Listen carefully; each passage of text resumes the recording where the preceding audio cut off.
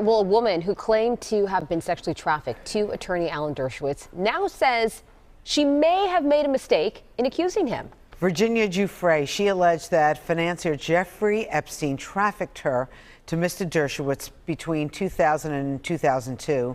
This week, though, she dropped claims against Mr. Dershowitz, saying that she was young at the time that she was trafficked by Epstein in a very stressful and traumatic environment.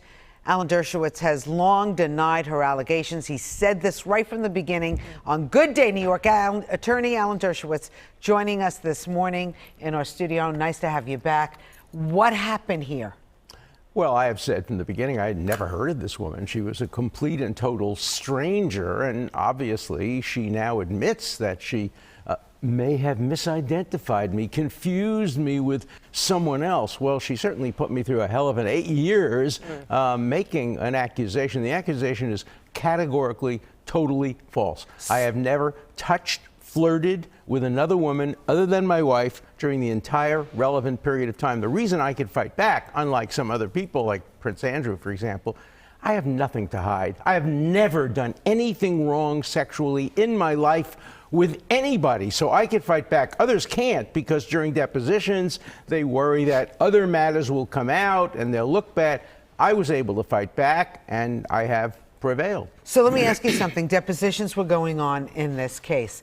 Did something happen in the depositions that she had to do an about face, and her attorney, who you and David Boyce have like a little bit of a thing going on, right? Yeah. Are you guys okay now? No.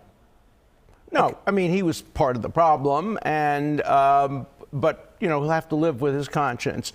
But you're a very, very good analyst. I can't confirm or deny what you've said, but it makes sense. Look, I want to commend her finally for coming forward and recognizing and acknowledging that she may have made a mistake. Now I want to point the finger at New York institutions like Temple Emmanuel, the 92nd Street Y, which canceled me on the basis of these accusations. They told me they didn't believe them. Rabbi Davidson told me he didn't believe it, but he didn't want trouble. So I got canceled at these major New York institutions. The time has come for them to apologize and say, we may have made a mistake. We welcome you back. We allow you to speak. I used to speak to 1,600 people at Temple Emmanuel. I used to speak to hundreds and hundreds of people at the 92nd Street Y, and they canceled me. That's the problem with cancel culture. They convict based on an accusation, even though the accusation is categorically, provably 100% false. And you kind of line that out more in your book, Guilt by Association here. Yep. I mean, you can't take back all those years that you have been canceled. What do we learn from this? How do we move forward as a society to make sure this doesn't happen to other remember, people? I'm not the victim of the cancellation. The 1,600 people who wanted to hear me are. The students at the Ramaz school who wanted to hear me talk to them about how to confront anti-Semitism and anti-Zionism in colleges, they're the victims. The school, the principal canceled me after inviting me. So the victims are and my family. I'm a strong person. I have a thick skin. I know how to fight back. But the real victims are my family, the people who were not allowed to listen to me, and the people who believed false stories about me. Do you think this is going to change and we're going to turn around, maybe handle these accusations? Well, I would like to see my case become an object lesson in why not to believe allegations without proof. You know, people say, believe women, they always tell the truth. Well, believe Virginia Giuffre now. Believe her now when she said she may have misidentified me or made a mistake in identifying me. We do have the statement from her, and we'll just read that real fast. She said, I have long believed that I was trafficked by Jeffrey Epstein to Alan Dershowitz. I now recognize I may have made a mistake in identifying Mr. Dershowitz. This litigation has been very stressful and burdensome on me and my family. We believe it is time to bring it to an end and move on with our lives. I find it interesting that the language, I may. Is that because she could possibly be indicted for perjury by saying, I did? Well, you're a good lawyer, too. I'm not allowed to comment on any of that, but what you said certainly deserves fair consideration. Look, the point is she's dropped all of the cases. She's dropped all of the lawsuits. She has admitted she may have made a mistake, a pretty darn serious mistake, and there's a bigger story to be told. Look, Can I ask you, you talk about the bigger story. Yeah. I mean, does this now put the spotlight on her credibility? Could she have been wrong about Prince Andrew?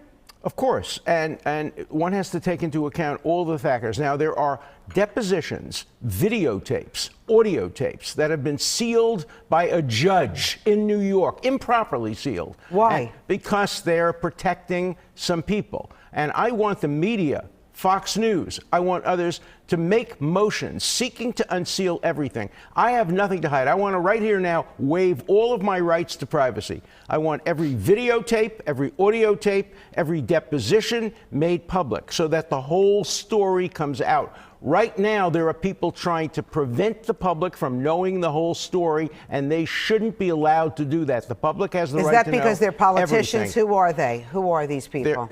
You have to ask. You'll have to find out who is keeping this information secret. I want it all out. Innocent people want the truth to come out. Guilty people want to hide the truth. All right, so you sound frustrated. You know, you've talked in the past about how you were basically ostracized in your summer vacation winter home, Martha's Vineyard. Do you think now that the charges or the accusations have been dropped, that people will say they're sorry, welcome you back in their house? Well, Martha's Vineyard, nobody ever believed this allegation because they know me and my wife. They've seen me. They're furious at me because I defended President Trump against an unconstitutional impeachment. They'll never forgive me for that. And there are people, I got email yesterday, there are some people who say, we hope, we wish you're guilty because we don't like the fact that you defended President Trump. So the two issues have melded together for some people. But the most important thing is we have to preserve the presumption of innocence, due process. We have to avoid guilt by accusation. People can't be deemed. That's McCarthyism. And Temple Emanuel in New York, the 92nd Street Y, are guilty of rampant McCarthyism. And the time has come for them to look into the mirror and to apologize to the public that they deprived of the ability to hear me and others who they canceled. Alan Dershowitz, telling it like it is. He's got 2 books out, Guilt by Accusation, which we talked about a bunch of times, and The Price of Principle. That tells the story about how expensive it has been for me to fight for these principles and for my family, but it's worth it. Thank you for coming on Good Day New York. Thank you for having me.